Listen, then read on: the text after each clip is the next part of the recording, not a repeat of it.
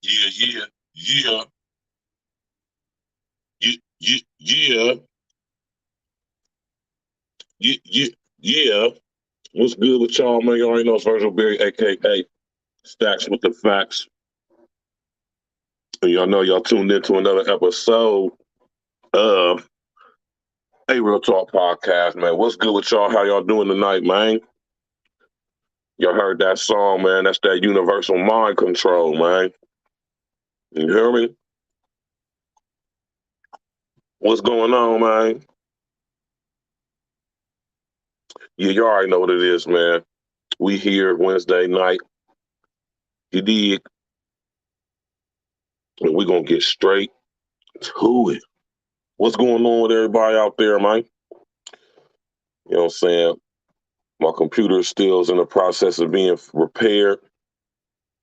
So we got to jump off of the phone, you know what I'm talking about? We operating off of this here phone, you know what I'm talking about? But we still here, you know what I'm talking about, man? And as y'all see by the title of tonight's show, man, you know what I'm saying? You can see by the title of tonight's show, man, we going to get straight to it. You know what I'm talking about? Now, I've been waiting to watch this. I was waiting to watch this movie because, you know, I've been meaning to go to the movies and watch it, but I've just been so busy lately. I just haven't made the time to go to the movies. But since Disney owns Marvel, it came out on Disney Plus, and I watched it on Disney. You hear me? And, it took forever to do it. Well, I'm not gonna say it took forever, but normally I watch it on the Fire Stick, but for some reason, this movie was not on the Fire Stick. It hasn't been on the Fire Stick. I don't know if I need to upgrade mine. I don't know if I need to, you know what I'm saying, do something to it or not, but even to this day, it's just not coming on the Fire Stick. But needless to say, it came out on Disney Plus, and that's where I watched it, and I've been meaning to want to see it, but it was very convenient because I didn't have to even leave the house. You know what I'm talking about? So it's a beautiful thing. It's a beautiful thing. You know what I'm talking about? But this movie, you understand me? This movie right here has got to be one of the best Marvel movies, hands down. You hear me? Now, when I was a kid coming up, you know what I'm talking about, I used to read Marvel comics, man. You know what I'm talking about? And Yeah, I used to read Marvel comics, man, and always two of my favorite characters out of the Marvel comics was Ant-Man and Doctor Strange, right? Ant-Man is one of the illest characters in the Marvel cinematic universe and in the Marvel comics, period, right? And I know a lot of people was wondering, well, why would they make a movie for Ant-Man, right? Ant-Man, right? Ant-Man has a very unique, I'm gonna say power, but he has a very unique ability. You know what I'm talking about? And due to Hank Pym, right, who is um who is Hope's father, Hope Pym father in the comic book and in the movie, right? Back in the day, he discovered the Pym particle. Huh? What y'all know about the Pym particle?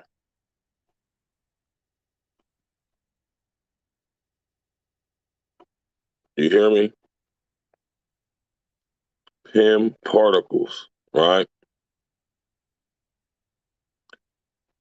Originally discovered and isolated by Dr. Henry Pym, Pym particles are a rare group of subatomic particles capable of altering one's size and mass, right? The question asked, do Pym particles actually exist? Pym particles are pretty exotic. At this point, though, this is mostly a fictional depiction since the quantum realm may be linked to fantastical elements of the Marvel Universe, such as magic and impossible beings that could only be described as godlike as well. Lance Parker, what it do, man? You hear me? So the storyline in the Ant-Man series goes that Henry Pym, or Hank Pym, right? He discovered the Pym particle, which gave him the ability to shrink or blow things up way beyond their size or shrink them subatomically, which also gave him the ability to traverse into the quantum realm. Mm. I want y'all to understand why Marvel is showing us this certain genre, this certain aspect of the Marvel Cinematic Universe. See, now we get into the cosmic Marvel Universe. You know, we got the latest Guardians of the Galaxy movie, which I still have to see, which has to do, you know what I mean, with intergalactic and dimensional travel, right? Yeah, yeah, that's right. I'm glad that you said that. See, my man Lance Parker is a ghetto nerd like me too, man. I wasn't the only person who read the Marvel comics. You're right. Henry Pym is responsible for Ultron. He uploaded his contents into Ultron. That's a fact, right? But I think what it was is when the artificial intelligence of Ultron acquired the consciousness of Henry Pym, you know, like I told y'all, the unintelligent artificial intelligence is distorted in its nature. So, of course, when this happened, Ultron used his abilities to have knowledge and access to the Pym particle for very nefarious reasons. You know what I mean? I don't think Ultron got the I ain't want, for the lack of a better term, the respect he should have gotten through in the movies. But I think they did a decent job with the Age of Ultron too. But yeah, though, man, the quantum realm is, if you ask me, it's the quantum realm that's the true final frontier, not outer space like they told us with Star Trek, not even under the seas, under the water, in the ocean. You know what I'm saying? But the subatomic realm. Now, what about the subatomic realm in water? Huh? You ever thought about that? See, when we get into the subatomic realm, when we start talking about quantum realm, I want y'all to understand how vast in comparison to the wider universe, galaxies, dimensions, right? I'm trying to understand how vast the quantum realm is. Now, if there's a quantum realm of this reality, you know it's got to be quantum realms in other realities, right? But see, when you think about this, though, the laws of physics, right, in this reality no longer apply in the quantum realm. So think about the laws of physics in other realities. The laws of physics in this reality might not apply or may apply to the subatomic realm in other realities. But see, the laws of physics in this reality, once we get to the quantum or subatomic level, certain things cease to exist, like time, right? See, and I love how the Marvel movies is headed to the direction they are because, like I tell y'all, man, these movies mean a lot. They don't show us these movies for nothing. They don't show us this imagery for nothing. You understand what I'm saying?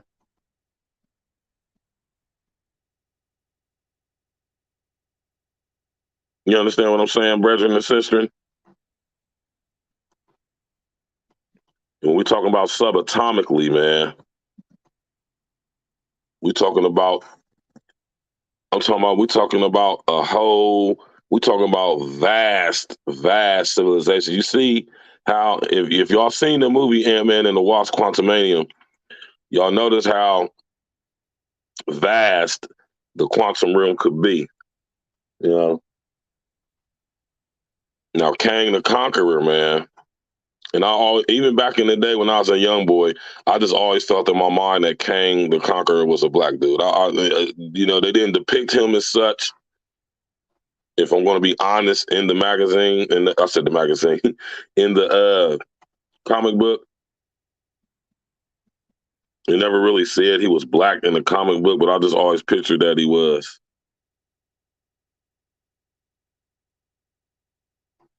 I just always imagined that he was, right? And I ain't gonna lie, if you ask me, I think that what's his name?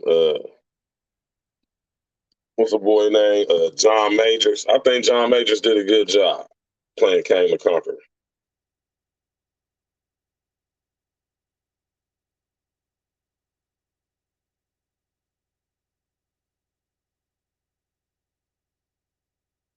Right?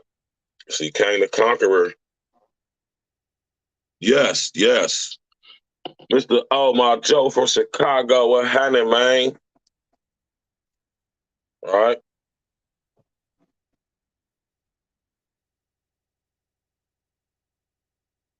Right?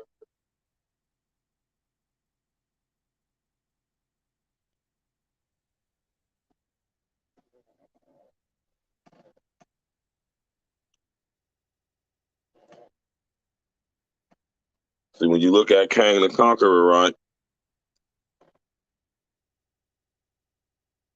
I always depicted Kang as being a black dude, man. Even when I was a young boy. You hear me? And Kang the Conqueror, man. You feel me? And I gotta give it to John Majors, man. He did a real good job playing he did a real good job playing Kang the Conqueror. Gotta give him his piece. He's a hell of an actor. I gotta give respect when it's due, y'all. I can't be a hater. You know what I'm talking about? Can't be a hater. We gotta respect talent when we see it, right? Yes, the micronauts. Yes. My man Lance Parker used to read the Marvel comics for real.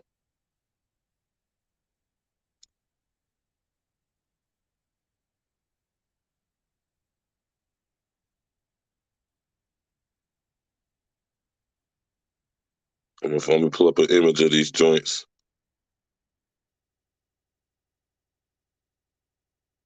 I'm talking about,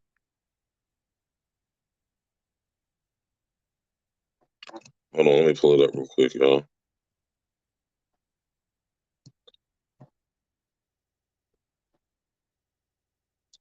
The Micronauts are comic books featuring a group of characters based on the Mego Micronauts or Mego Micronauts toy line. The first title was published by Marvel Comics in 1979 with both original characters and characters based on the toys. Right?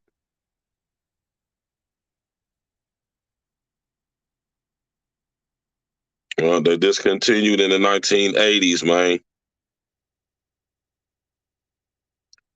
I heard they're supposed to be getting their own movies, man. But unfortunately, we probably not going to get a movie from them. They don't own that. They only Marvel only owns the rights to the comic book versions of the characters, right? So I guess they haven't developed the cinematic characters for the Marvel universe for the Micronauts.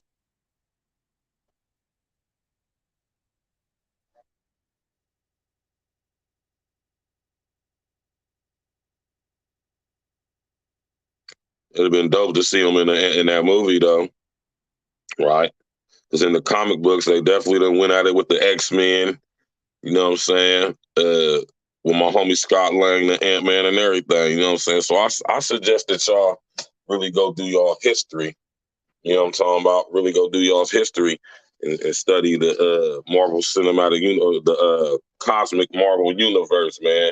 Ant-Man and the Wasp, you know what I'm saying? Doctor Strange, you know what I'm saying? Kang the Conqueror, you know what I mean?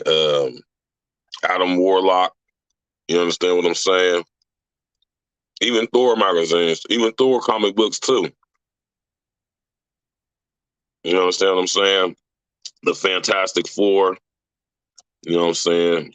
The Avengers, Guardians of the Galaxy, you know what I'm talking about? This is when we start getting into interdimensional as well as the subatomic universes out of the Marvel universe, man.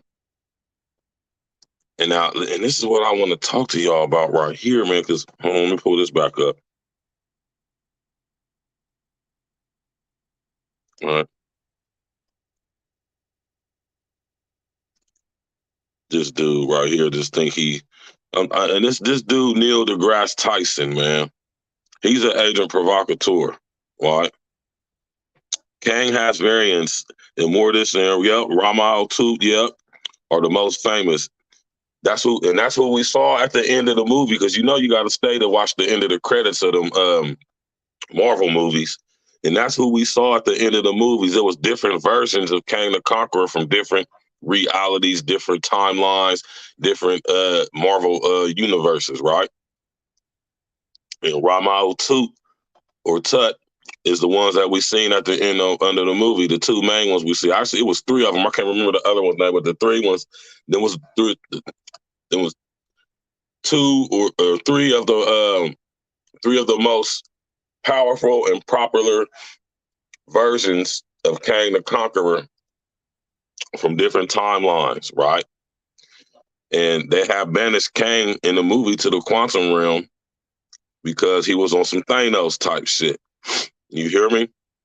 Now, in his timeline, the technology was so advanced that they discovered how to interdimensionally travel throughout the multiverse, right? This is why in the movie, if you watch it, this is why Kang said, you know how many times I fought the Avengers and how many different realities and timelines, right? Shit, it's more than that. You got to think of how many different timelines it is, man. If y'all remember in Doctor Strange, man, or should I say, if y'all remember in Endgame, right?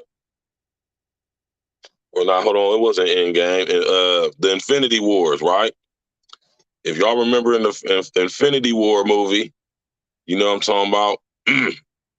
Doctor Strange went to 14 some odd million different realities to see in what way or in how many different realities did Thanos uh, complete his task. And if y'all remember, hold on, we're just gonna do it like this. We're going to do it like this. All right, if y'all remember this from the Infinity Wars.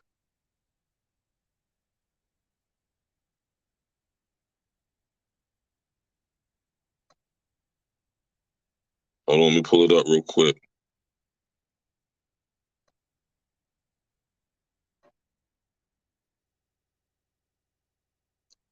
All right.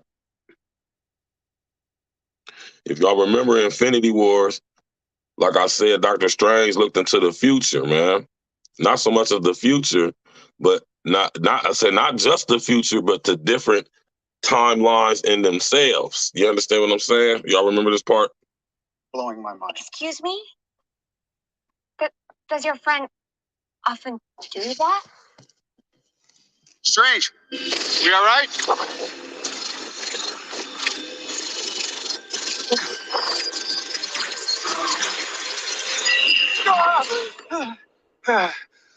Your backyard. Hey, what was that? Went forward in time to view alternate futures, to see all the possible outcomes of the coming conflict. How many did you see? 14,605,000. How many did we win?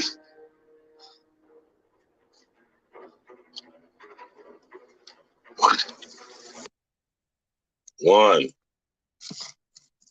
So that lets you know how powerful Thanos was. You hear me? So 14,600,000 something different realities, timelines in the future. Doctor Strange had the ability to traverse to because he possessed the time stone, right? And all but one, 14 million, damn near 17 million, right? That's why when you look at man, it's been out long enough, so I don't think I'm spoiling anything for anybody. That's why when you watch the end of the movie, after the credits go off in Ant-Man and the Wasp: Quantumanium, this is why there are so many different versions of Kang the Conqueror. Did y'all peep that? Put a number 11 in the chat if you actually watched the movie Quantumanium, right? If y'all seen the last end of the credits, I'm going to pull it up real quick.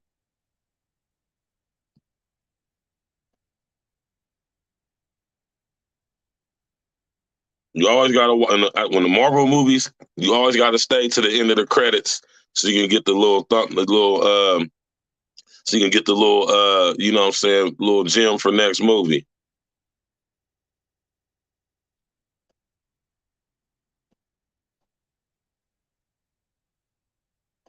Here it go right here.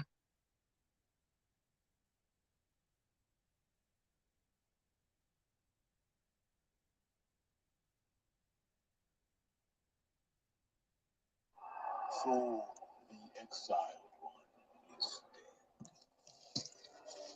You sure he's dead? If it wasn't true, I wouldn't call you. Must really eat you up that you're not the one who killed him. Of us. See, the ones who's talking right now is Immortus and Ramatut, right? Y'all go watch the end credit scene of the Quantumanium, and my man Lance Parker, good looking out to my brother Lance Parker, who's a Marvel nerd like me, you know what I'm saying, who said that the different variants of Kang, and these two is two of them right here, Immortus and Ramatut, right? Let's go. Hold on, let's start it over. Pay attention to this. Listen. The exiled one is dead. You sure he's dead?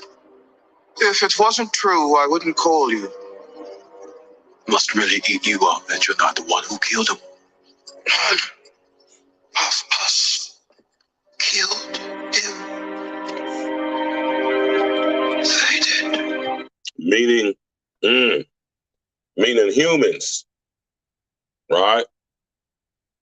Tap in, pay attention. They're beginning to touch the multiverse.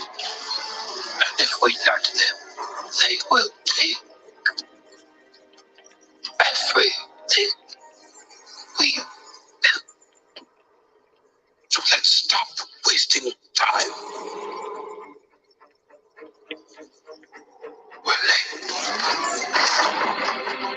How many did you call? Us. All of us.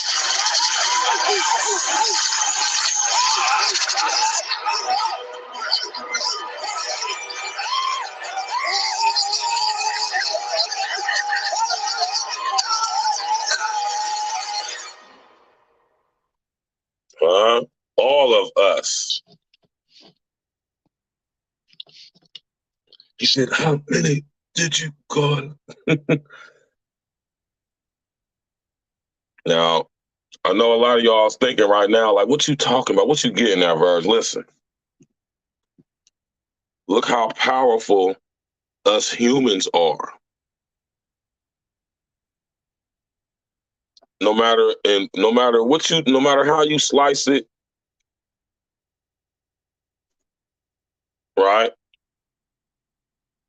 Humans, and this is why I love Ant-Man so much. This is why I love Doctor Strange so much, right? Humans, we are the envy of the multiverse, if you would. Our bodies are quantum biomechanical computers of the most advanced kind, right? And the capabilities that we have in this suit, in this body, gives us the ability to travel through the multiverse once we unlock our dormant DNA. And in the Marvel comics, this is what, you know what I'm saying, the whole thing with, this is why Captain America was such a powerful and strong character in the Marvel comics. You know, it wasn't so much as that he took the super soldier serum. It's that when he took the serum, it unlocked his dormant DNA.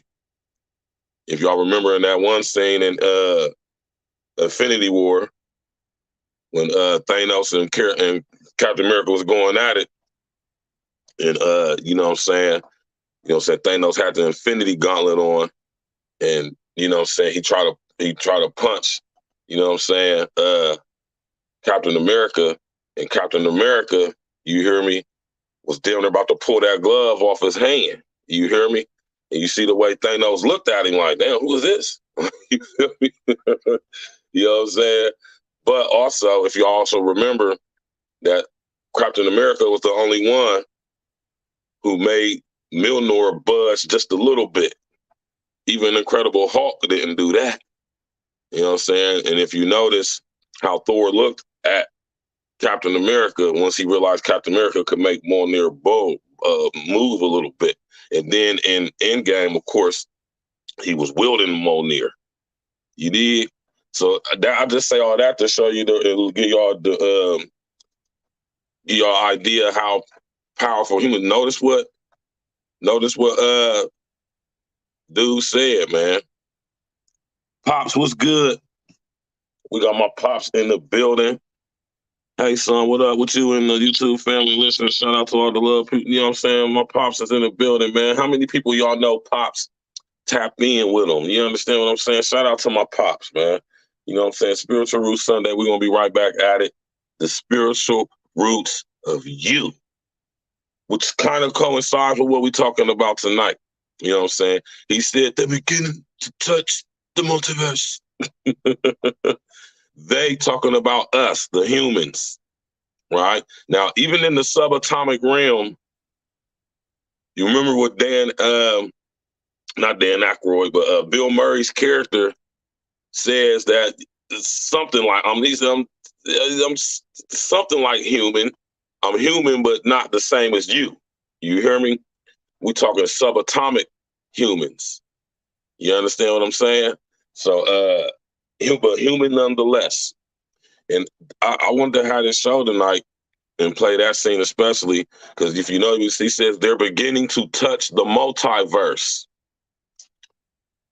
Peep game, y'all, man. Right?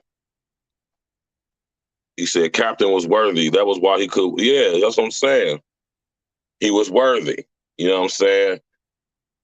this goes to show, you know what I'm saying, the power that us humans have, right? We are the envy of the multiverse. This is why LSD comes for us in the way that he does. Now, when you sit up here and think about the Marvel Cinematic Universe and think about the scriptures that coincide, right?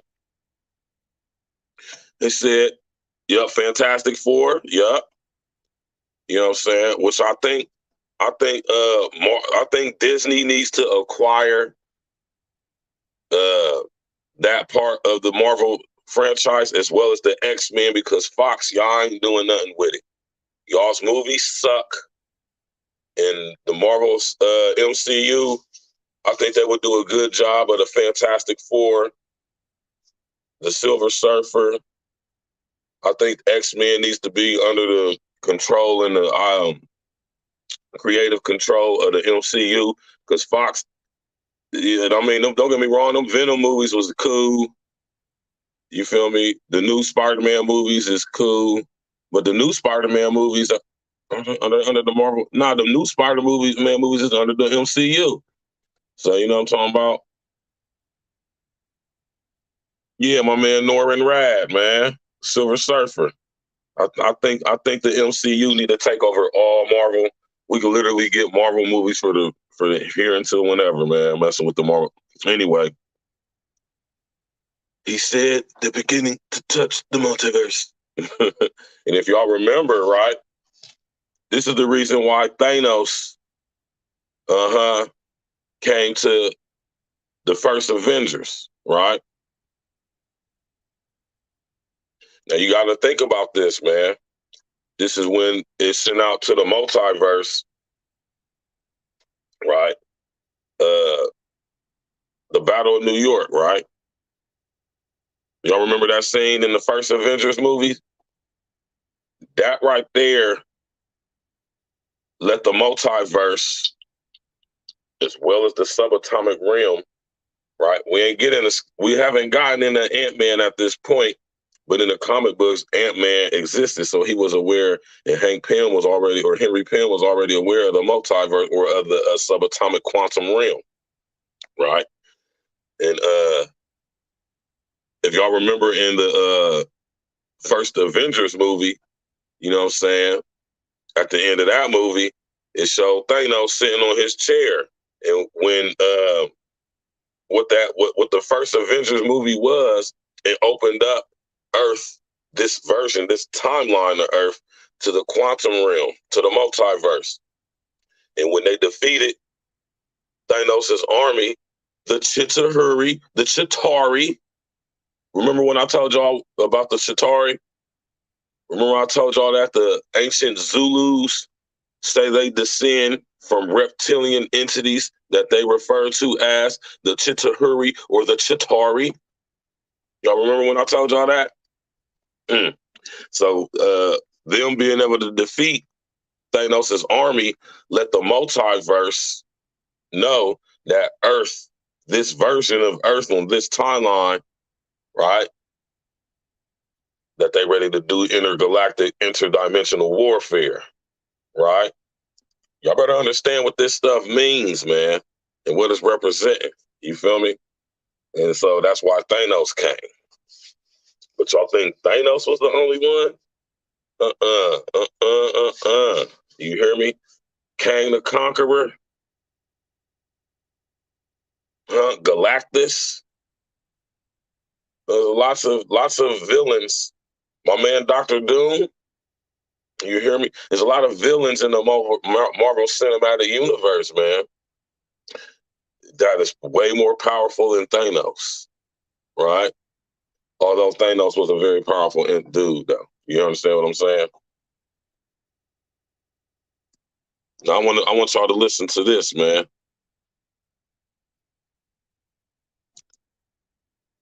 I want y'all to listen to this little.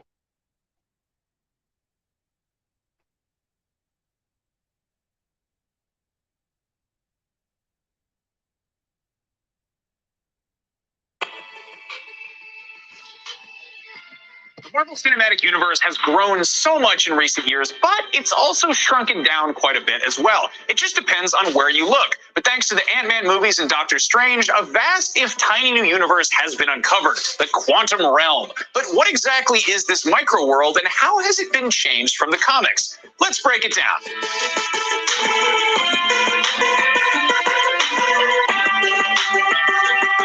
The quantum realm is known as the microverse in Marvel Comics. Originally, it was believed that the microverse was a realm so tiny that it existed in between the atoms that make up the regular universe. Eventually, it turned out that it's actually a universe unto itself, but you can only get there through magic or by shrinking down to a subatomic level.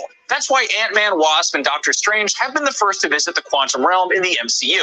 But as the Wasp quickly learned, getting back is another matter entirely. The quantum realm. If y'all remember in the Matrix movies, right? I'm gonna let y'all finish listening to this, and I'm gonna play y'all something from the Matrix so I can connect and marry the two so y'all can understand what it is that I'm saying to y'all a little bit more in depth. Let's go.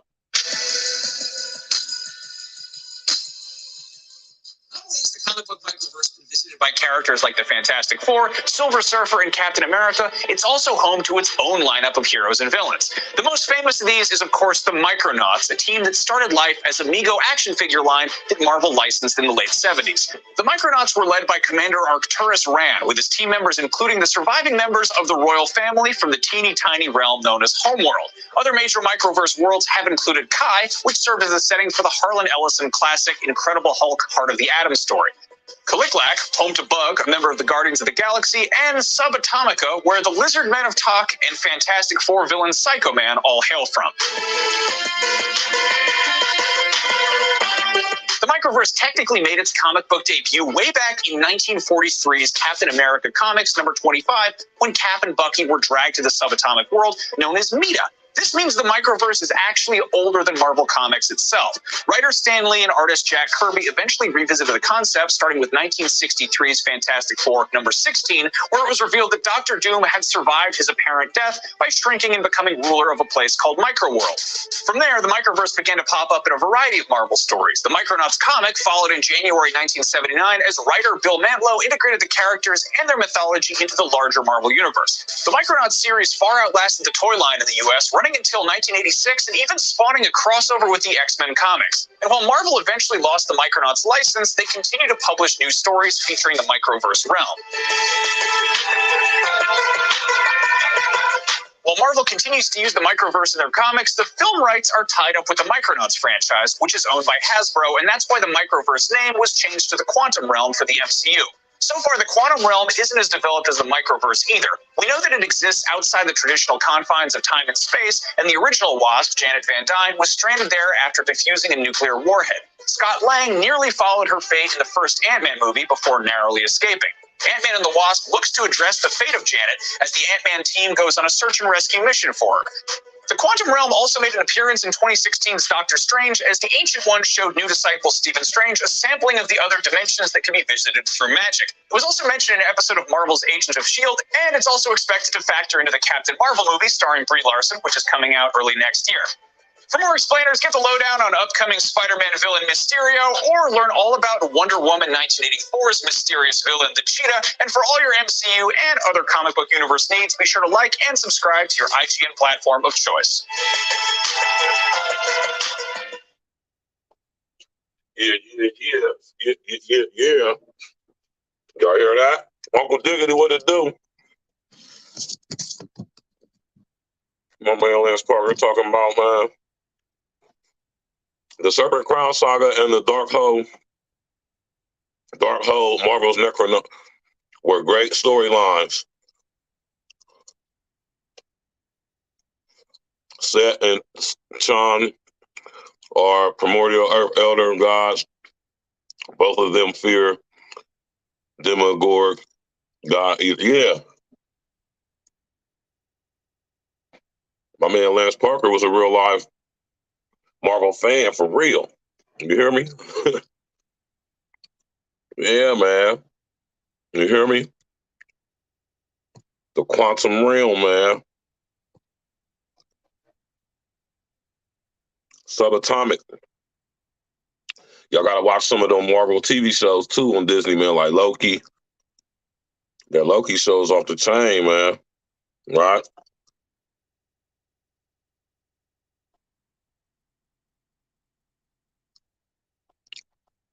Einstein referred to the quantum realm as spooky action at a distance, and there's good reason for that, because when we get down to these subatomic levels, the very act of observing the universe causes it to change. Now, if you're like me and you're not a physicist, this can be kind of hard to wrap your head around, but a good way to picture this is Schrodinger's cat. Imagine that you put a cat inside of a sealed box with a vat of... Now, if y'all watch the movie Quantumanium, they refer to Schrodinger's box.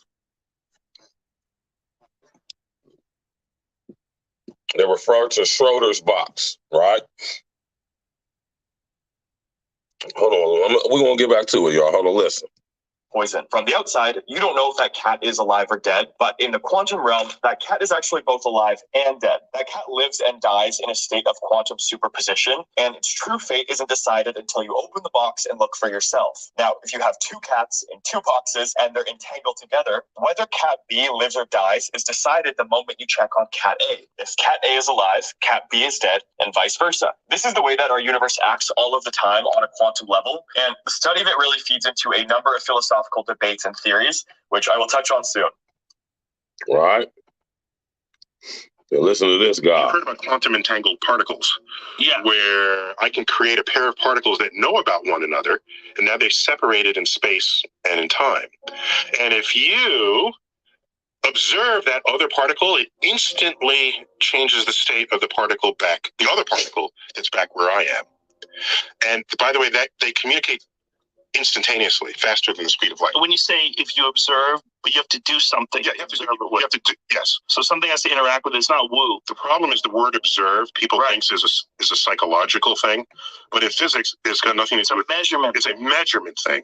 Right. And so in other words, if there's an electron sitting in the middle of this table and all the lights are out, I can say, I think there's an electron here. Let me find out.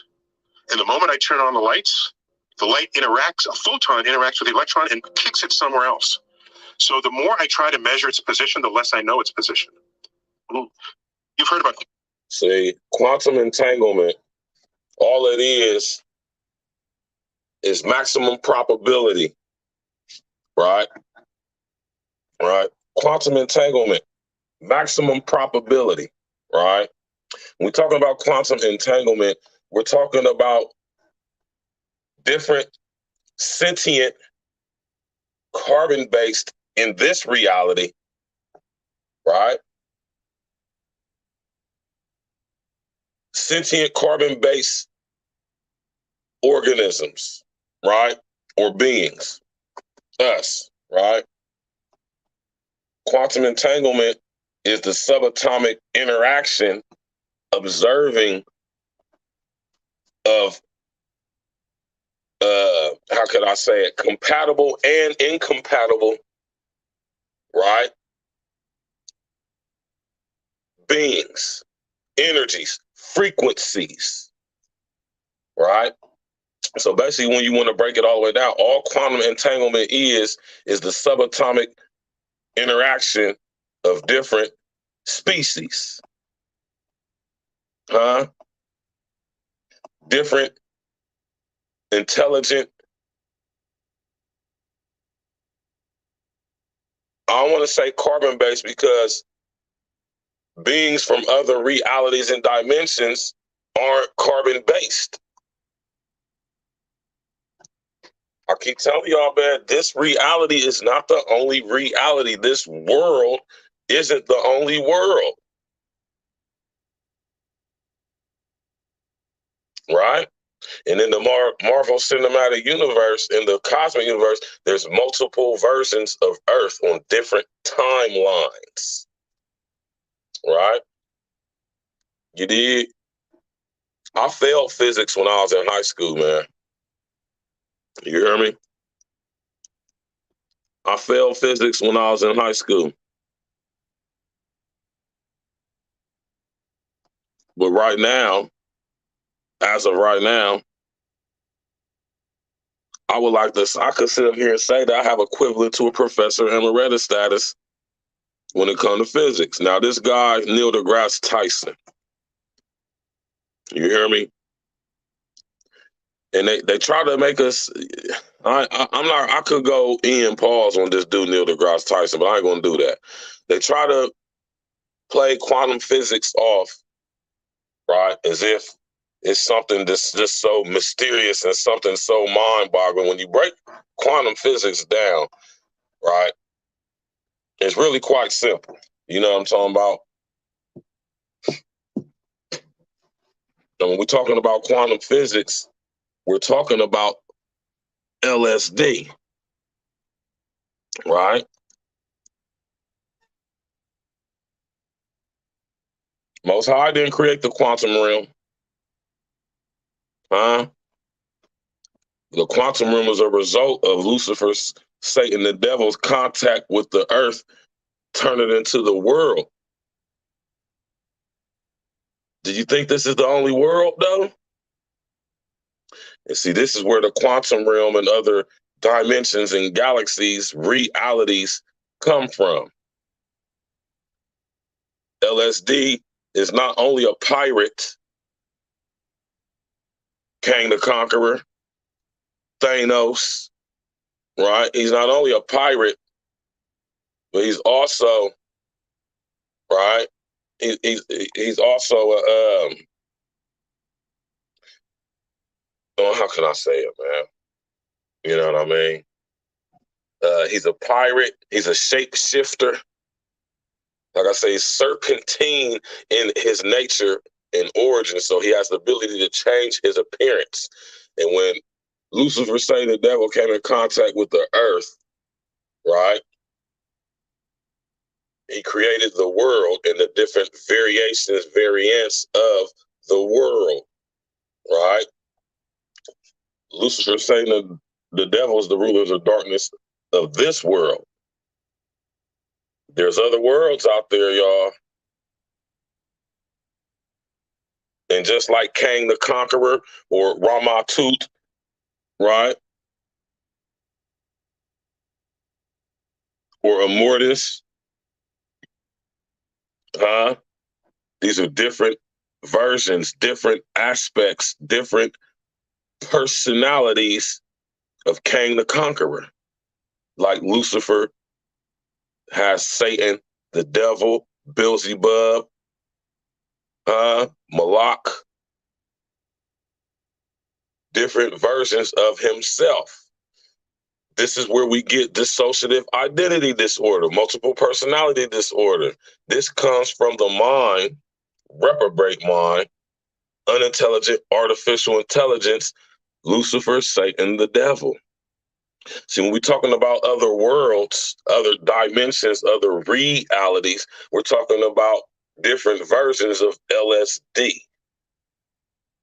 Much like in the end scene of Quantumanium, where there was all those different versions of Kang the Conqueror, Immortus and Ramatut being two of them, right?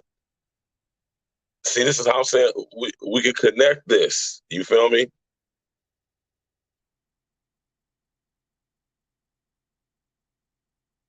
Oh, yeah, I ain't hip to that. My man Les Parker just put us up on game, man. You hear me? So when we're talking about the quantum realm, when we're talking about the Marvel Cinematic Universe, the multiverse, these are the different worlds, timelines, realities, where there is a version of us in each one.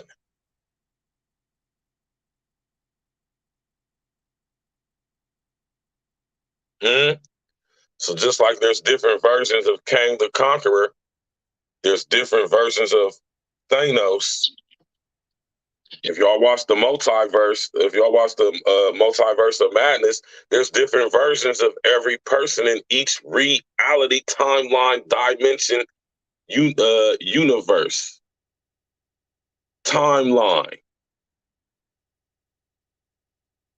Time as we perceive it was not created by the Most High. Time is a result, let's say a side effect of Lucifer's contact with the earth. When he was cast out cast out, just like in the movie Quantumania, Kang the Conqueror was cast out, cast down to the quantum realm. Y'all better pay attention how these Marvel movies is lining up with the scriptures, man. Right? Kang the Conqueror was cast down, cast out to the subatomic realm, where he was not stripped of his power. He wasn't stripped of his power. His powers was just limited. As Kang went down to the subatomic realm, he still had his suit. And had he been able to get his ship core charged, he would have been able to get up out of there. But on a subatomic level, having the same access to the same level of technology that he gathered over the traversing the multiverse and destroying whole timelines, trillions, quintillions of people, he still had access to this technology, right? Now, Kang the Conqueror himself didn't have no abilities. He just had access to extremely advanced technology, right?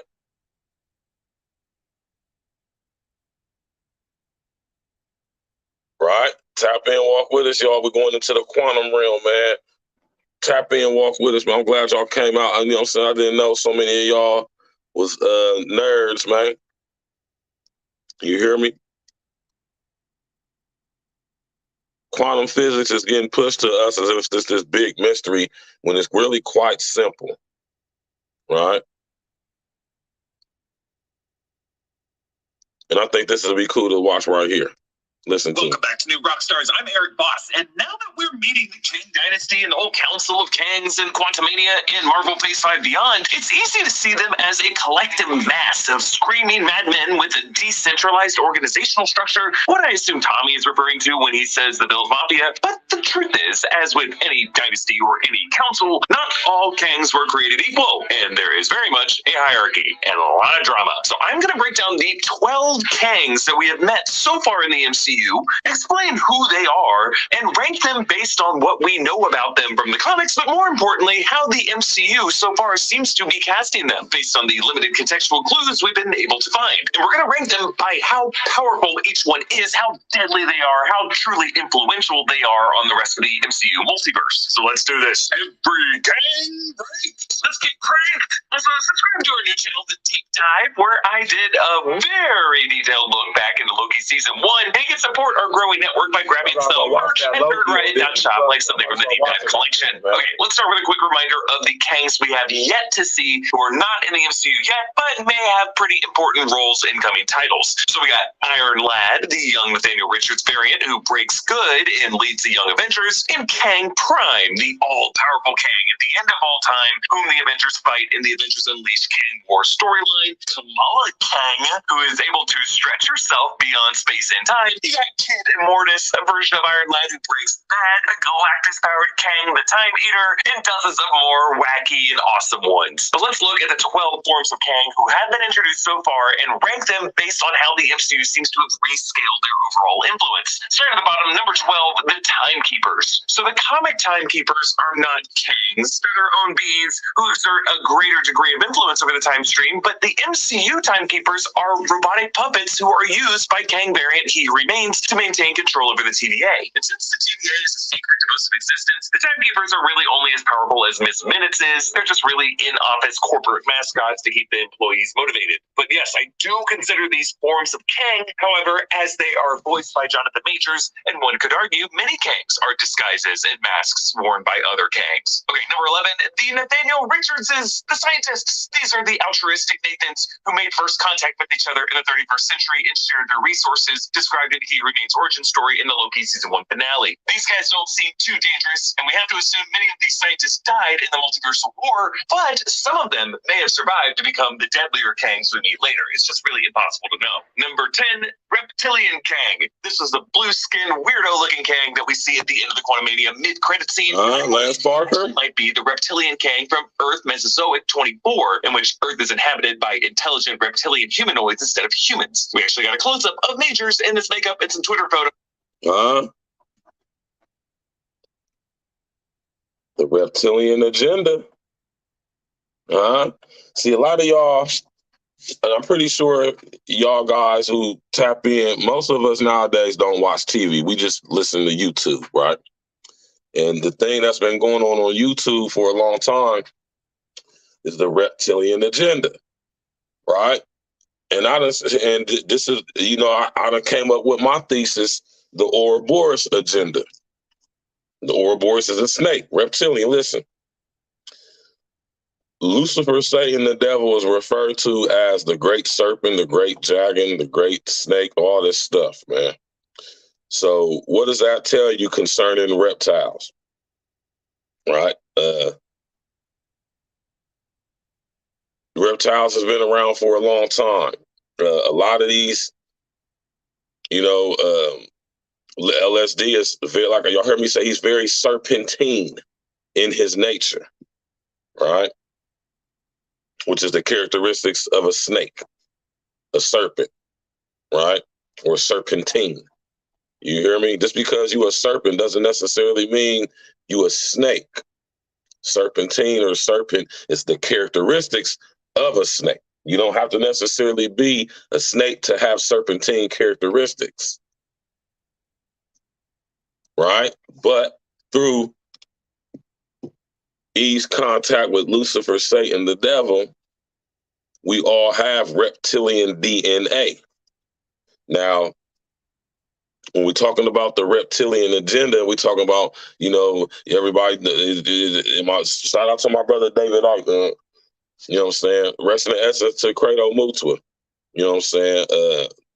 It's this big thing going on in our reality where these lizards run stuff, right? It ain't nothing but Lucifer, Satan, the devil, man. You can sit up here and try to, this is different versions. Like I say, same demon, different names, man. You hear me? Like I say, in ancient Mesoamerica, he was known as, we just seen him in a, what's the name movie? The last, what movie was that we was watching? The last Marvel movie that just came out, Black Panther. They was fighting Quetzalcoatl, Quetzalcoatl. The Nagas from out of India and Asia and China. The Celts, the Druids, the Cometians, any ancient society venerated or their gods were serpentine, reptilian, right?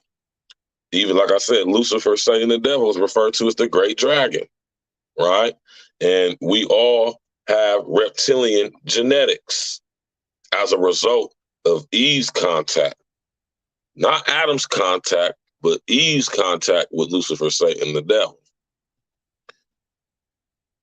Adam didn't have serpentine genetics.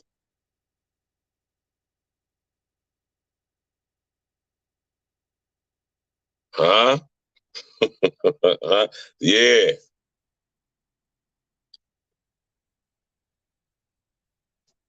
Adam didn't have an R complex in the beginning. And this is where quantum entanglement comes in right here. Because although Eve was pulled from out of Adam, her and Adam were one. So when LSD violated, man, I'm telling you, the Most High has to reveal this to y'all, man. When LSD violated Mendenhall from the bike Eve, quantum entanglement, Schroeder's box, the same thing was being done to Adam, but not in the way it was done to Eve. If my pops is still in the chat, pops, man, back me up. You hear me? It wasn't through Adam that we acquired reptilian genetics through the R complex. It was through Eve. But since it happened to Eve, who is part of Adam, quantum entanglement, what's it called? The 1,000 monkey syndrome. Adam acquired those genetics as well. Huh?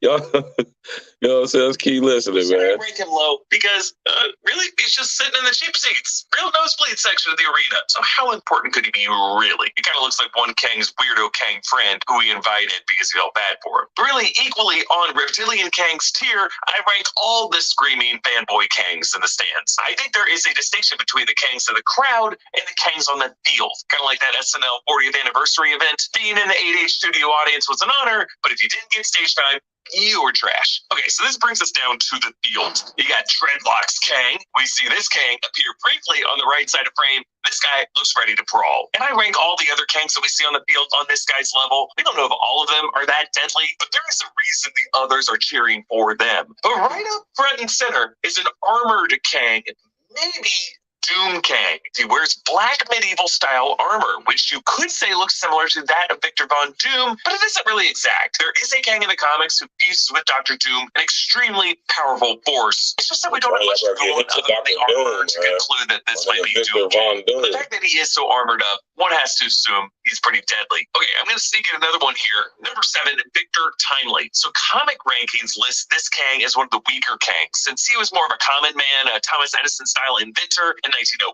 he didn't really get a lot of fights or wars, but I rank the MCU Victor Timeline higher because he was not among the other Kangs summoned to the arena, and he's considered a high priority person of interest by Loki and Mobius. And Victor Timely was the root of all advanced 20th century tech, Stark Tech, Pym Tech, Shield Tech, and if he actually did encode a failsafe switch into all of AI that he can control, like he did the Sentinels in the comics, he could end up being very dangerous. And I think right above him is another Kang we saw on the field, the recipient of all of that tinkering, Mr. Griffin. And I know I've called him Mr. Griffin in other videos, but it's just because I read his name in the comics. And I was like, oh, it's Griffin. And I had a Hermione and Hermione situation in my head. But anyway, it's Mr. Griffin. And yes, we did see him, or who I think is him, on that arena floor wearing a slim suit. He is the CEO of Kang Enterprises, who we're now pretty sure is the one who bought Avengers Tower. As a present-day MCU Kang with control over the most recent Avengers weaponry and technology, he is essentially as powerful as all other Earthbound forces in the MCU.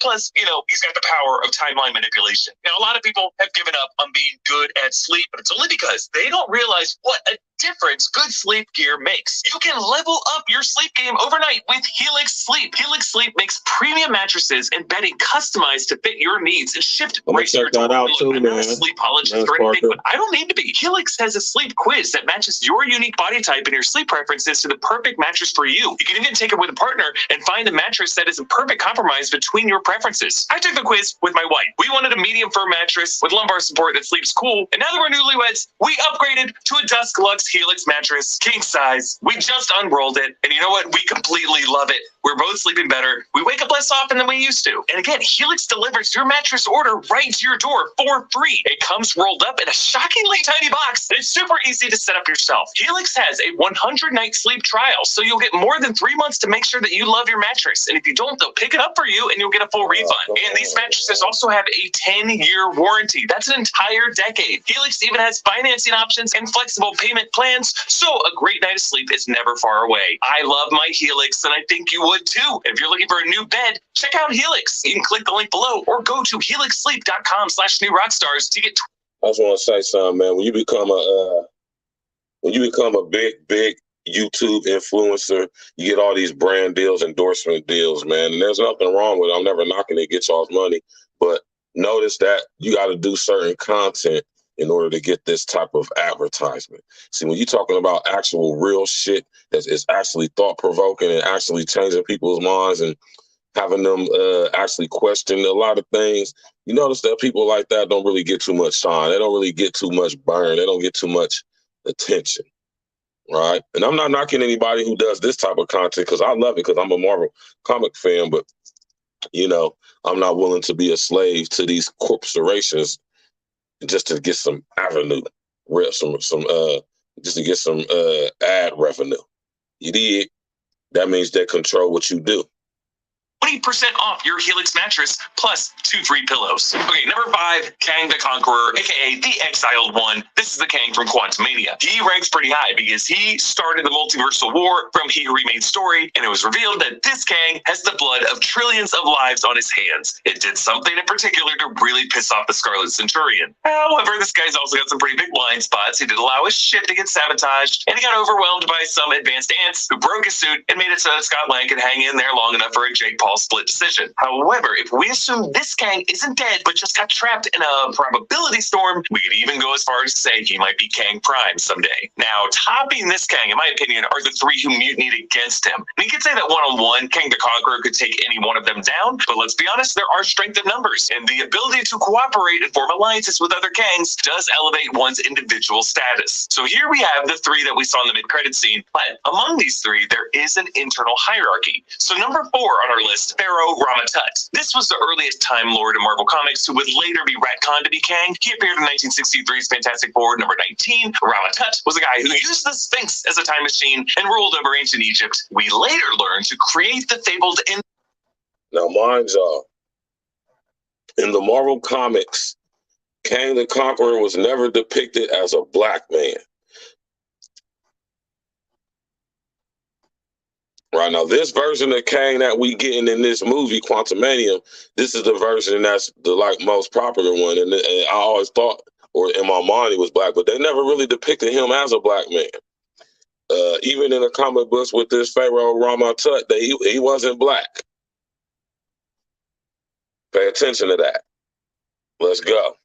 about Nur, aka the earliest mutant on Earth, Apocalypse, but he was overwhelmed by the Fantastic Four. But this Pharaoh Rama-Tut has an android body in his lower half, telling us that he may have had a different backstory. Peyton Reed has indicated that all three of these guys aren't exactly the comics forms, but really versions of them, nods to them. Bringing us to number 3, Scarlet Centurion. Peyton Reed also confirmed that this robotic Kang who looks nothing like Scarlet Centurion is their version of Scarlet Centurion. But the Centurion is the form that Kang takes after leaving ancient Egypt, getting caught in a temporal storm, and taking on a form that evokes Dr. Doom. So this robotic suit may be what the MCU has in mind for their Doom.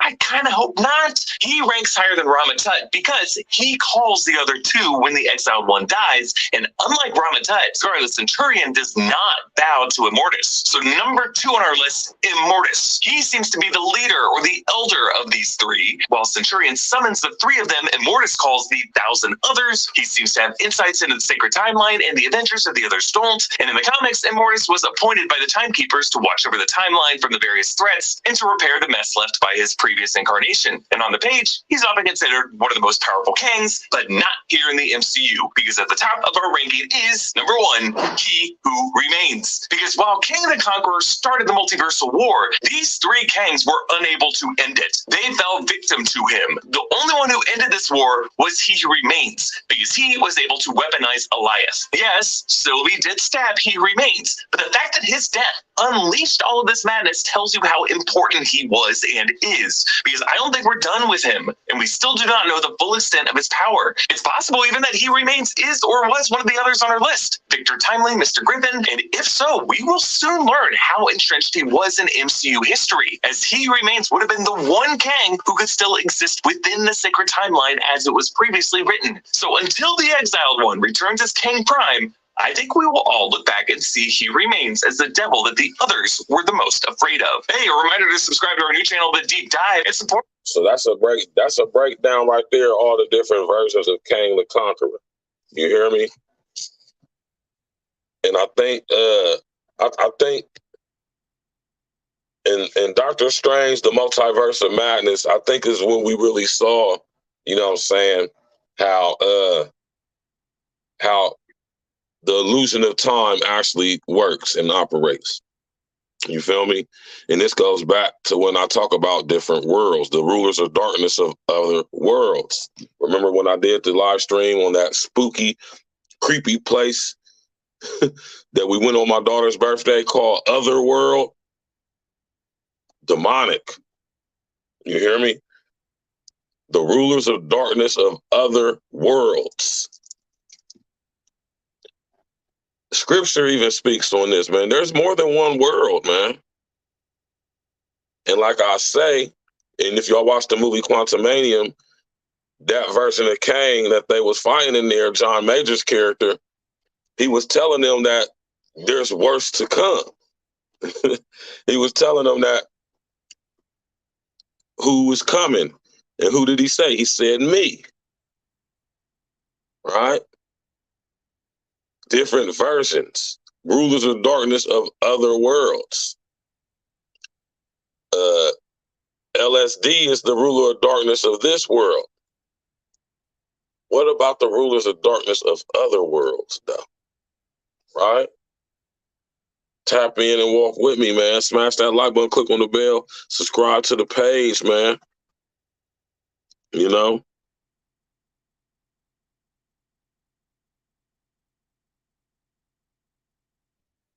Tap in and walk with us.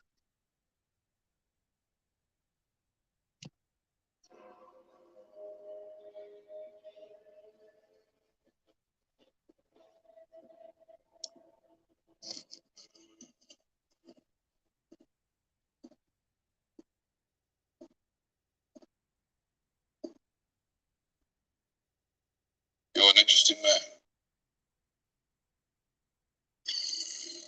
Scotland. I don't know who you are, but you've made a big mistake. Okay? I'm an Avenger. I've called the other Avengers. You're an Avenger. Have I killed you before? What? They all blur together after a while. You're not the one with the hammer. It's Thor.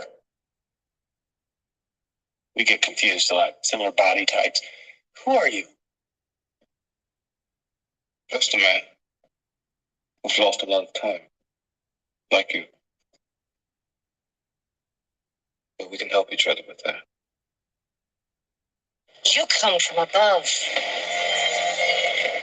Like him. You will burn the world to find you. The Conqueror. Kang the Conqueror is the new iconic villain in the MCU. We knew we wanted to go to places that we'd never been. And pitting Ant-Man against a major villain felt perfect. Audiences have seen their version of his character in the series Loki. I keep telling y'all need to watch that Loki, man. My nigga Paul's been telling me for a minute. In our film, he's very different. Kang is an infinite number of different personas. You need an actor to be able to pull that off, and that is Jonathan Majors. They can rewrite existence and shatter timelines. In this film, this is really a side of him we haven't I gotta give it to Michelle Pfeiffer to be an older white lady. She's a nice looking lady, man. Those who vanished me, and I will prove them out of time. I think the film is ultimately about how time plays within our relationships. Love, friendship, legacy, Batman versus Kang. This is it. People are going to lose their mind.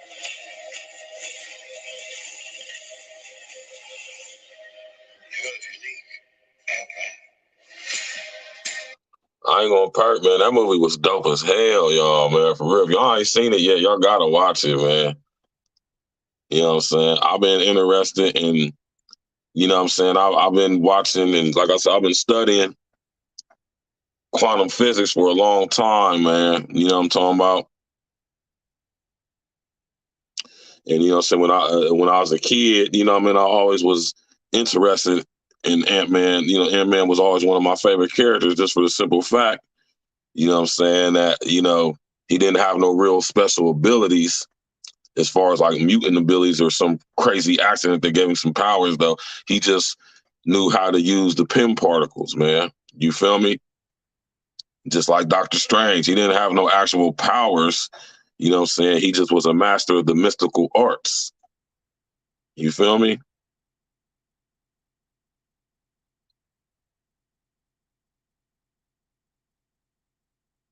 Yeah, man. And this is what I'm saying. We could just sit up here And go on and on All and those on. complications, there are bound to be plot holes and unanswered questions. So we asked all of you for your questions on my Twitter and our community page. Originally, there was a deleted scene where she told Hank more details about the quantum realm. There's so much we didn't know about this place, Henry.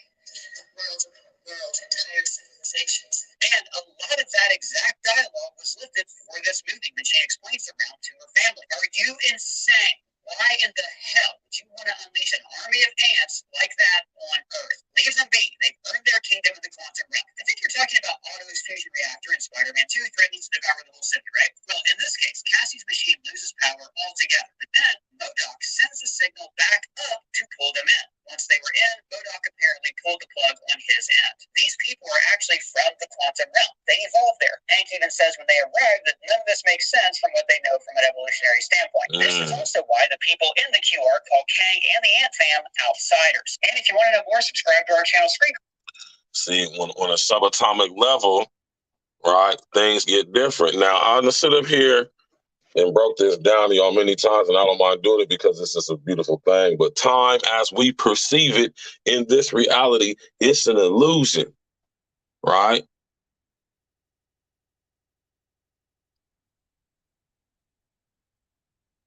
Time, as we perceive it, is an illusion. You hear me? It isn't real. You know what I'm talking about? And when we think about time, we think about past, present, future. Not understanding, not realizing that they all exist in the same now, right? So you can either look down the timeline, right?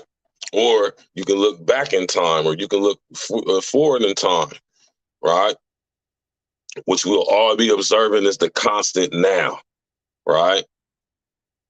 And this is why I say time as we perceive it is an illusion, because there is no past, future, or present. There's only now, right? And when we think about the past, let's say the 1800s, right? The 1800s is still existing right now.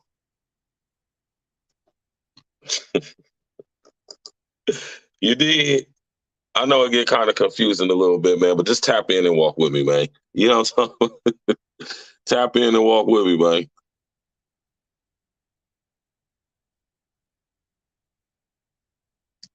What do you know about the quantum realm? Most likely very little, no pun intended, as it is a subject that isn't discussed in massive detail in the MCU. In today's video, we're going to be doing a deep dive into the quantum realm and looking at its comic origins.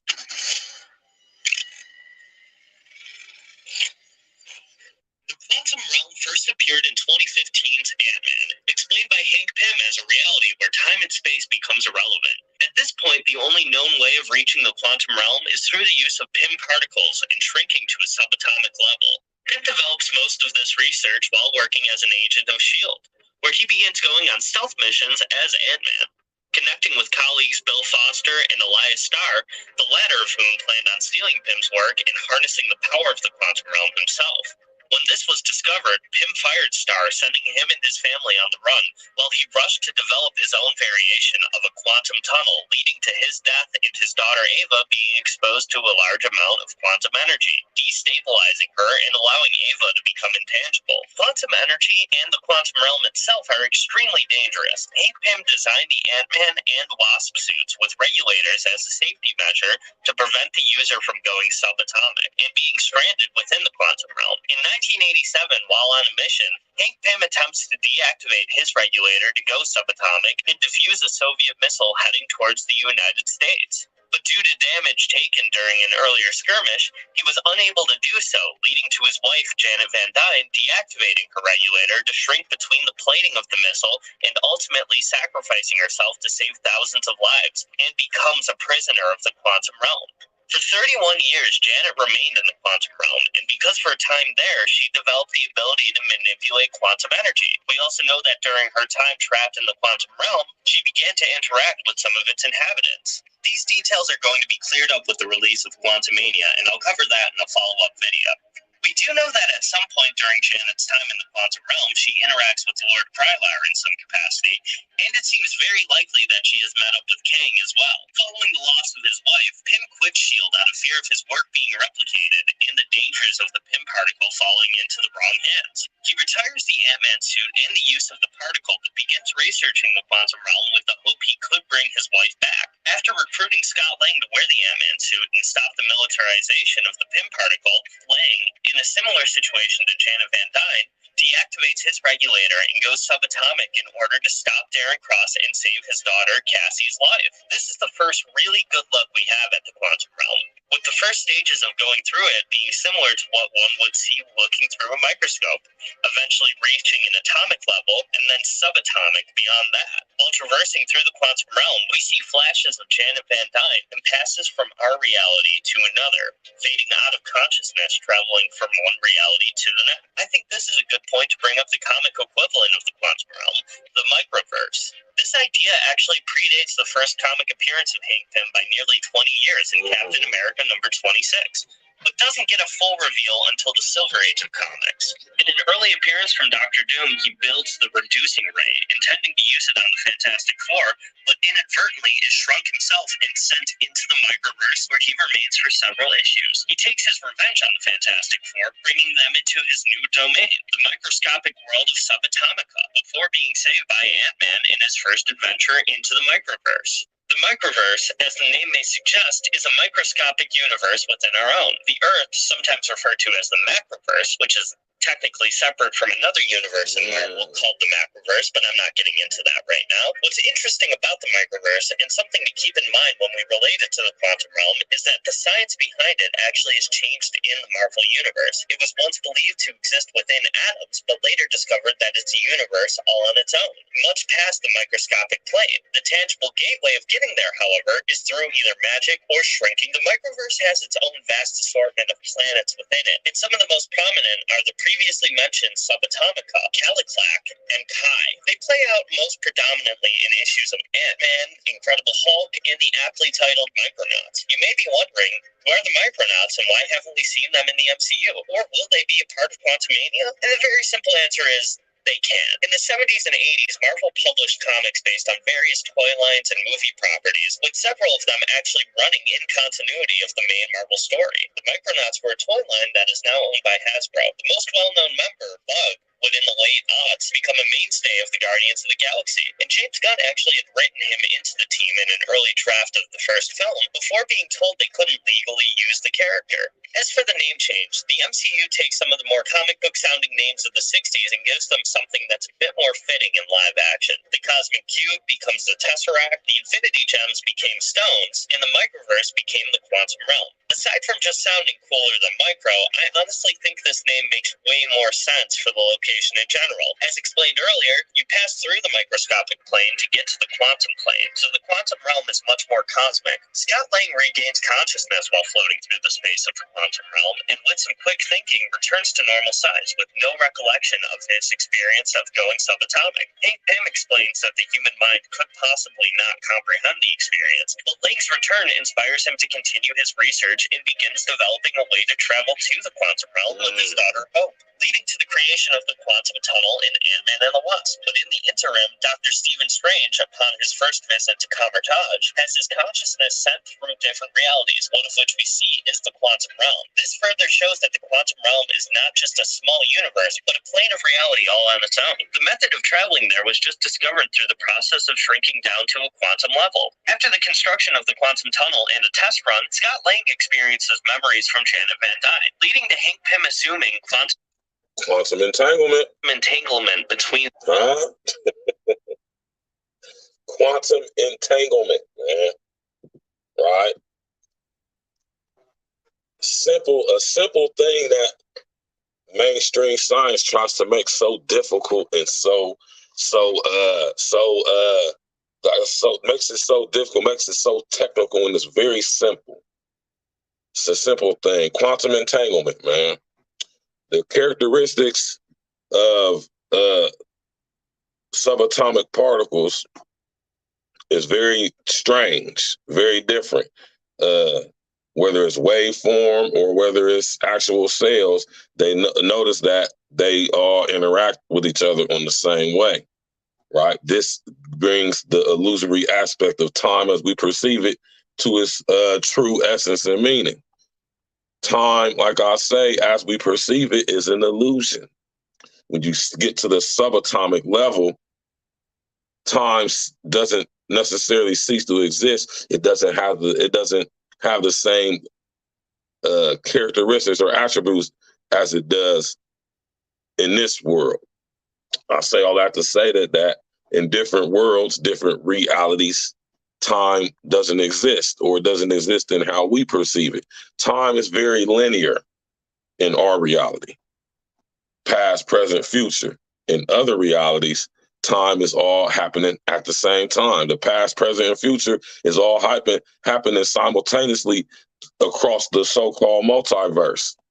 But in some multiverses, in some dimensions, some realities, you could be a lot older, right? When you get to the subatomic level, time ceases to have the effects that it has anywhere else, which is why you could be in the quantum realm for 5 seconds, but really you was down there for like 5 years. Huh? Tap in, walk with us, man. Scott Lang and Janet Van Dyne when he went into the quantum realm, and it was alluded to through Janet's silhouette appearing to Scott during his journey. The entanglement allowed Janet to communicate through Scott and give Hank and Hope her coordinates, warning them how the journey through the realm can wear on the human mind, and their time frame to get in and out is limited due to the shifting probability fields. They are able to successfully extract Janet from the quantum realm, leading to herself and Pym continuing their research of the realm and harnessing its energy to help stabilize Ava Star. One of these experiments occurred during the Avengers battle with Thanos in Wakanda. Hank, Janet, and Hope are all killed due to the snap, stranding Scott Lang in the quantum realm for 5 years before accidentally being pulled back. Due to the time dilation within the quantum realm, Lang only experiences this as 5 hours long. With this discovery, Lang works with the Avengers to develop a way to travel throughout time, combining both Stark and Pym technology with Bruce Banner's assistance to navigate through the quantum realm. This use of the quantum realm inadvertently creates the multiverse once Loki escapes from his set phase and leads to the dissolution of the Time Variance Authority. They were said to exist outside of time, making it very possible that they too were operating within the quantum realm. This leads to our current point in the MCU, leading up to Quantumania. King the Conqueror is operating in the quantum realm, and it's very possible that he is trapped there and looking to escape himself. But that's something we'll have to circle back around to after Quantumania releases. As you can see, the quantum realm is one of the most interesting aspects of the MCU. Yes, it is. It's barely begun. Did you know in Ant-Man and the Wasp, Quantumania, there's a detail that hints at a family connection from the comic books. In one of the movie's post-credit scenes, you can see various Kang variants teleporting into the scene. But pay attention to the design of the teleport they're using. It's the same design of teleport that we see a variant of Reed Richards use in Doctor Strange in the Multiverse of Madness. This is a possible hint at the fact that Reed Richards is actually an ancestor of Kang's, whose real name is Nathaniel Reed. If you love Marvel, subscribe. Did y'all peep that? In the Multiverse of Madness? Did you know in Thor Love and Thunder, when Thor and his gang escape from Omnipotent City, check out the 2 giant creatures who watch them fly off. They look a lot like Celestials, which we were properly introduced to in Eternals, thanks to the appearance of Arishem the Judge. Subscribe for more.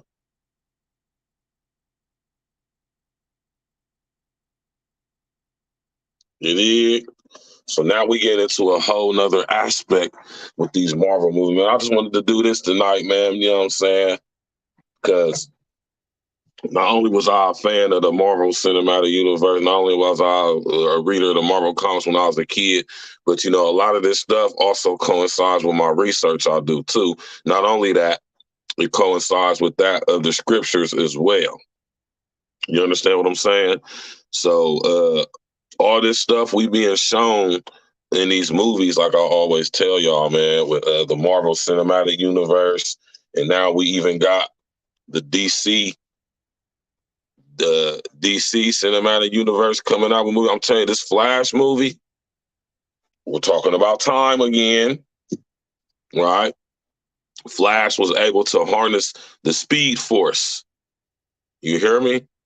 Oh my God, that movie, The Flash, is gonna be dope. But you know what I'm saying, when it comes to the quantum realm, y'all, you know what I'm saying, the quantum realm is just another way of talking about other realities, other worlds, right?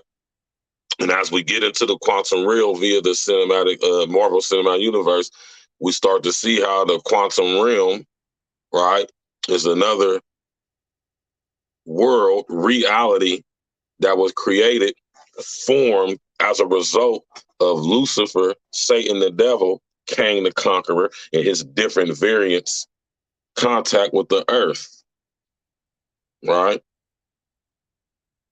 And now that they don't realize that the humans created in the image and likeness of the Most High, now that we have started to really over, inner, outer, extra stand what our true power is, now we're a threat, which is why, especially in this reality, why we're under attack so much. This is what genetic modification is all about. Human brain computer interfacing, right?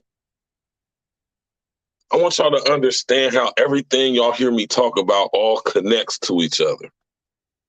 And it's no mistake or mystery to me that through the Marvel Cinematic Universe, we are seeing basically revelations come to life. You did, my man OG just say, man, yeah, that Flash movie is going to be fire when that movie come out. Do y'all hear me, man? That Flash is going to be dope, man. That's going to be a dope-ass movie. You hear me? So, yeah, y'all, man, y'all already know what it is, man. We're going to get into it every time, you know what I'm saying, over here at A-Real Talk, man. We don't just talk about, you know what I'm saying, rudimentary, everyday stuff, man. We talk about all type of things, all type of subject matter. We get to it, you know what I'm talking about? And I want y'all to understand that when we're talking about the subatomic realm, we're really just talking about different worlds, as in the rulers of darkness of these different worlds or other worlds, right? And I like how, this is why I say I strongly suggest that y'all watch Ant-Man and the Wasp. You feel me? The Quantumania. I suggest y'all watch this movie because this movie is a perfect depiction of the personality, the characteristics of Lucifer, Satan, the devil, being able to manifest himself in different personalities across the galaxies, multiverse, the quantum realm. These are all other worlds. You know, what I also like about this movie at the end scene, the end credit scene where they show all the different versions of Cain, right? That just instantly jumped in my mind, Pops, if you still listening. That just, I'm just saying that all these characters, villains, are representations of Lucifer, Satan, the devil.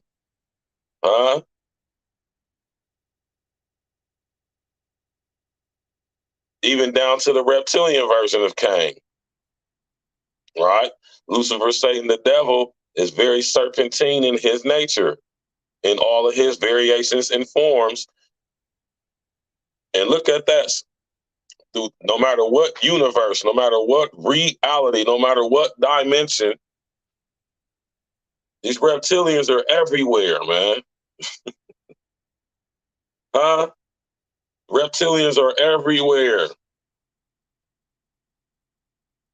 In every civilization, in every reality, every dimension, every world, there are reptilian entities or beings who are of a reptilian nature or origin or have reptilian features, right?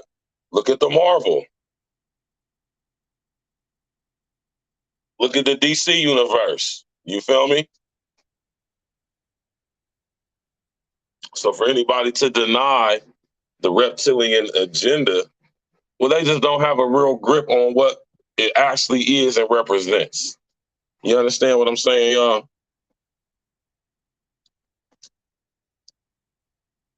You know what I'm talking about, man? Welcome back to New Rock Stars. I'm Eric Voss, in Ant-Man and the Wasp, Quantumania introduces us to Kang the Conqueror, promoted in all the movie's marketing for months now as a time-traveling warlord exiled in the quantum realm. And this video is brought to you by our good neighbors over at State Farm. Spoiler warning, if you have not seen Quantumania yet, You got State Farm endorsements, man. are asking me about this question in particular. How did Kang get here? Well, we learn exactly who exiled this Kang into the quantum realm. It was the Kang dynasty. Specifically, 3 Kangs, backed up by a legion of thousands of Kangs who apparently love family reunions. I explained who all these Kangs are in my post-credit scene video, but I think we need to explore further what exactly happened between our Kang and the rest of the dynasty. Because while Kang hints at what happened, we don't really see fully what went down or grasp the full implications of it, or fully understand He Who Remains' role in all of it. So in this video, let us break down the full history of the Kang War. And for deeper analyses of this movie and more, our new channel, The Deep Dive, is now live. And there you can see my live breakdown of Quantumania, where I answer a ton of questions. And Friday the 24th will be my deep dive investigation of the film's hidden agenda. Subscribe at Deep Dive NR. And the best way to support our growing New Rockstars network is to check out our merch at nerdriot.shop, including our Quantumania-inspired shirt, The Quantum Thief, or something from our Deep Dive collection. Okay, Quantumania explains that Kang was exiled into the quantum realm when the Kang dynasty sabotaged his ship, stranding him there in a place outside of time and space. The post-credit scene shows Kang variant Pharaoh Ramatet taunting the other, saying, "It must really eat you up that you're not the one who killed him," implying Kang the Conqueror really did a number on that one in particular. When Janet recalls the moment she realized the true nature of Kang, we only see the briefest of flashes to his past war crimes. A memory of Kang in what looked like a charred forest, like one after a wildfire, using his hand-mounted beams to vaporize several fleeing people, including women and children. Janet also sees entire planets exploding and the blue flowing sacred timeline bursting. It happened so fast, we don't really process the full extent of it. And so later, when Kang reunites with Janet, he asks her what she saw. Janet says, "A monster who thinks he's a god." Kang says, "When you see time the way I do, you don't get to close your eyes." Janet scoffs, "And you're the only one who sees." Kang says, "I am the only one who can see. It's broken." And Janet asks, "And who broke it?" Kang explains, "I did. Every version of me. Our variants throughout the multiverse play with time like children. But I saw how it ends. I saw their chaos spreading across realities, universes colliding, endless incursions. I saw the multiverse, and it was dying, all because of them. So I took control." Janet's not convinced. "You mean you started a war, and now you want to wipe away any universe that's a threat to you? That's what monsters do." Kang corrects, "That's what conquerors do. They burn the broken world, and they make a new one." Janet says, "You don't care about saving anything or anyone. You only want revenge because they beat you, because you lost." And Kang interrupts her, angry now. "I have lost. You have no idea what I've lost. And I will burn them out of time for what they've done to me." Janet says, "You'll be wiping out entire timelines, murdering trillions of people." And Kang says, "I wish that mattered, Janet." Now the scene cuts away here, and it's really abrupt, as if there was more to this conversation and they edited down. Like Kang is in the process of turning away, and there's really no dramatic button to this scene. There was definitely more here, which is why I think many of us left the theater feeling curious about what really happened between the Kangs. Now, we already got a couple versions of this history from the Loki series. The Kang variant He Who Remains explained the backstory of the 31st century scientist Nathaniel Richards, who met his multiversal variants and narcissistically got along with them for a period until... Not every virgin of me was so pure of heart. New worlds meant only one thing: new lands to be conquered. The peace between realities erupted into all-out war. Each variant fighting to preserve their universe and annihilate the other. This was a more detailed version of the dogma that Miss Minutes explained in the first episode. Long ago, there was a vast multiversal war. Countless unique timelines battled each other for supremacy, nearly resulting in the total destruction of, well, everything. But of course, it was not the Timekeepers who ended the war and wove all the warring timelines into one sacred timeline. It was He Who Remains, using Elias and the TVA infrastructure to prune all other timelines that might produce a Kang, other than presumably the timeline that led to him. Now, much like how Scott and Hope and Cassie can shrink or grow to a variety of sizes, people's car insurance comes in a variety of sizes too. Like a driver with their first hatchback could have very different needs than a Hank Pym level experienced driver with his sweet vintage ride. Well, State Farm's years of experience and their industry leadership membership make them the best choice for your insurance needs. Whatever they might be. With over 19,000 agents, State Farm is the good neighbor that shows up for their customers. So whether you're rewatching Quantumania for the third time or scrubbing through every previous Marvel trailer for hints that Kang was there all along, you'll know State Farm is there too. Just me? Am I the only one who's looking forward to doing that? So call or go to statefarm.com to get quotes today. Kang the Conqueror started the multiverse war in which this Kang was paranoid that his fellow members of the dynasty were too childishly reckless with the timelines, causing too many incursions, which was defined in Multiverse of Madness by Reed Richards as when one universe collides with another universe. And too many of these, in Kang's opinion,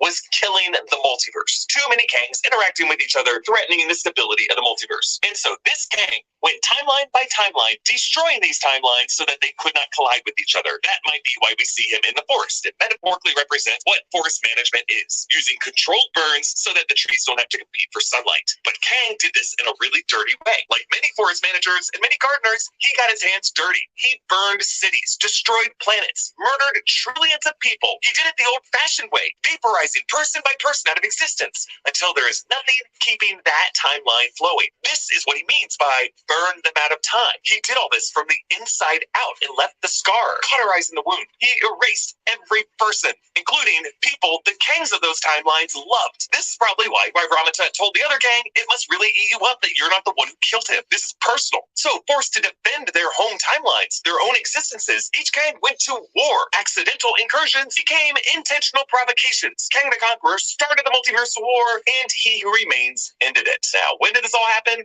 Well, when entire timelines themselves become the front lines of a war, this sequence of events becomes confusing. But from our frame of... You know what I mean? So I wanted to show y'all, I wanted to let y'all listen to that so y'all could get an idea of why Kang the Conqueror, especially in the Ant-Man and the Wasp Quantumania, why he was cast to the quantum realm, right?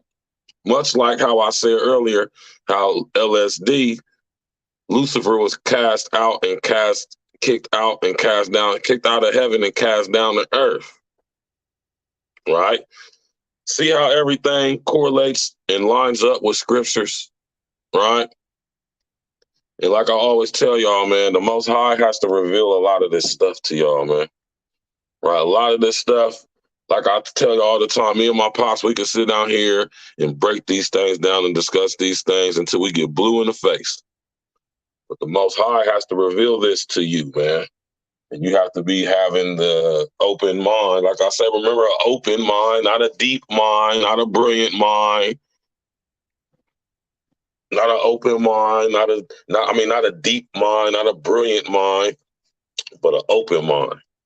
You hear me? You have to be open to receive this level of information and knowledge. Because as we see through the character of Kang, when most people get the knowledge of good and evil, look what happens as a result. And I just think the Marvel Cinematic Universe, through its villains, is just a representation of that interpretation of what was being depicted in the scriptures, especially in regards to Lucifer, Satan, the devil. You dig? So, yeah, man, we about to get up out of here, man. I ain't going to be keeping y'all too long, you know what I'm talking about? You know what I'm saying? Not to mention that I have to go to work in a little bit, but you know what I'm saying? I'm gonna cut some of these streams down, you know what I'm talking about? And we still gonna go in every day, but you know what I'm saying, we're gonna keep it to a minimum. You know what I'm saying? Friday night, Saturday night, that's when we're gonna go in. But Sunday through Saturday, you know what I'm saying, we're gonna keep it to a minimum. You dig? You understand what I'm talking about, man? You know what I'm talking about? Shout out to my brother Lance Parker. Shout out to everybody in the chat. You know what I'm saying? Shout out to my pop. Pops came. I don't know if Pops is still watching or not, but he came through, blessed us with his presence and his essence. We got something real special coming for y'all this Sunday coming up. Spiritual Roots Sundays. The spiritual roots of you. Tap in and walk with us. We're going to get straight to it. You know how we do it. Ain't nothing to it but to do it. And we always going to do it like we used to it, man. Don't ever get it twisted, man. Don't ever get it fucked up, man. You feel me? Appreciate everybody coming out tonight, man. Smash that like button, click on the bell, subscribe to the page. You did. You know what I mean? You did. You already know how we do it over here, man. Smash that like button, click on the bell, subscribe to the page, man. Thank y'all for coming out tomorrow night. I'm gonna hit y'all with another surprise episode for ladies' night. We're gonna have a, you know what I'm saying? I've been sitting here paying attention to social engineering. And I've been debating on what we actually gonna talk about tomorrow for ladies' night. You know what I'm talking about? Got some interesting, beautiful ladies coming up on the show here for ladies' night. That's coming down the pike, man, here in the future. But tomorrow we're gonna get to it, and we're gonna have the discussion tomorrow, man. It's a nice amount of things I wanted to discuss for tomorrow, right? You know what I'm saying? But I'm gonna wait till later on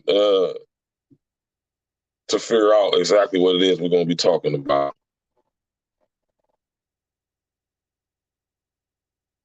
Right?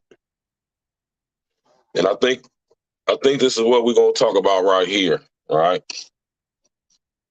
And I always leave the panel open for y'all ladies to come up, but tomorrow we're gonna be discussing for ladies' night, right? Who determines women's value? Right? Right? Okay, so I'm gonna give y'all a choice. I'm gonna let y'all decide, man, right? Everybody that's still tapping in before we get up out of here, put an 11 in the chat real quick, right?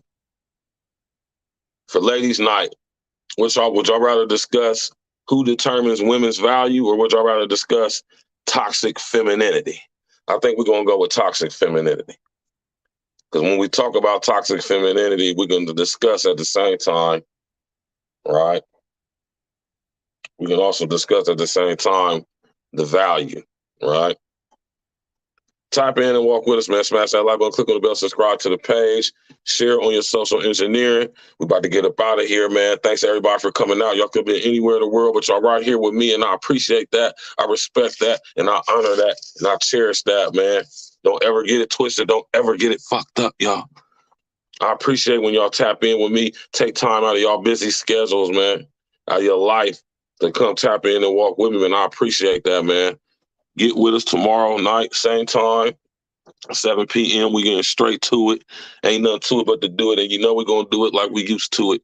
Shout out to everybody in the chat. We're about to get up through. Enjoy the rest of y'all evening, man. You did.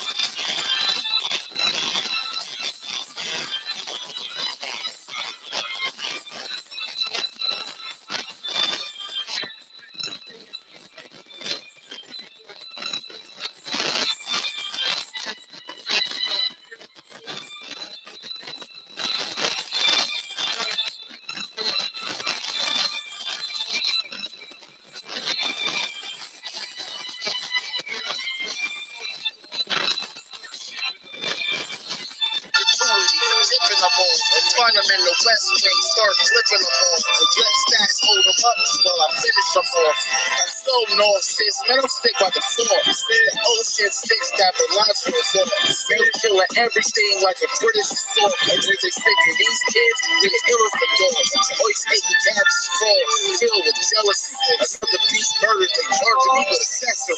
Drugs cooked, got the ingredients in the recipe. Pardon me, I'm still smoking on hydrotherapy. Literally, still getting paper with the printer off. Love still don't got no work, that's the winter call. So fuck y'all, get a permanent flick off. Don't speak to me for less than 250, that's a rip off. I'll get next before you speak to a boss. You gotta respect the jams that you speak to the law. Everybody wanna take his ears off. The stents at the facts don't clear up the door. Gotta know your next before you speak to the law. You gotta respect the dead when you speak to the law.